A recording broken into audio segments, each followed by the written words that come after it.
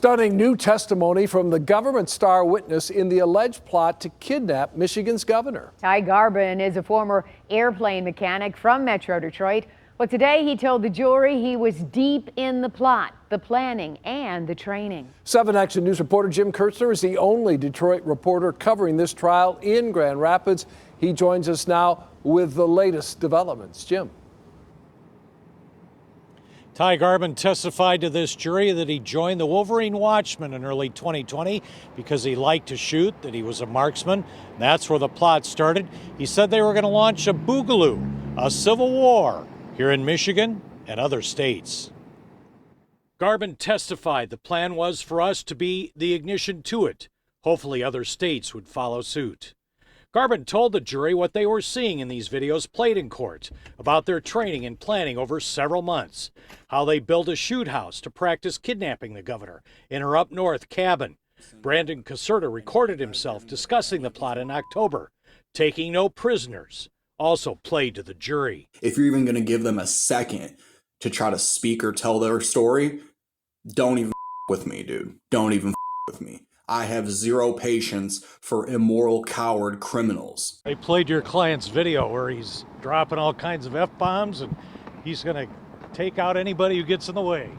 He didn't say anything about kidnapping the governor, did he? Garbin testified Caserta was concerned their group was infiltrated by the FBI or a confidential informant.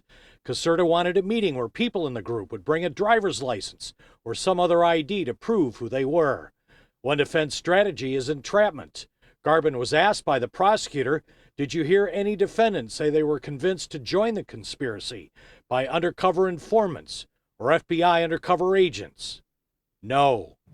This video was also played. Adam Fox, also on trial, showing off a taser. Garbin testified Fox wanted to use it to subdue the governor and that Fox had bought zip ties to take her into custody. The plan was to kidnap the governor before the November 2020 election because they were concerned Joe Biden would win and Whitmer would be given a job in Biden's cabinet.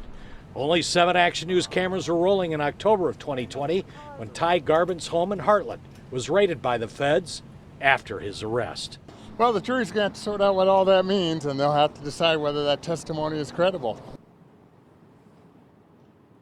Now, Garbin testified under cross-examination that he met with the feds 4 times after he was arrested in a proffer to get a plea deal and a lighter sentence. He's been sentenced to 6 years in prison. Dave and Carolyn, the guys on trial, are facing up to life if convicted. Back to you.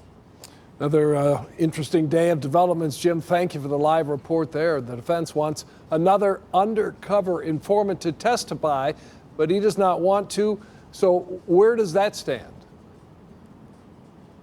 Yeah, we're talking about Stephen Roberson. The defense is asking the judge to compel him to testify. In their motion, the defense says that he enticed the group to move forward with the plot, that Roberson was kicked off the case while it was underway by the feds because they caught him snitching out with one of the members of the group. Roberson says he doesn't want to testify because he would incriminate himself and have to take the fifth. This issue is pending with the judge here. Back to you. Jim, thank you. We know you'll be staying on top of every important development in this historic trial. We'll look to you in the days ahead as well. Jim, thank you. Carolyn?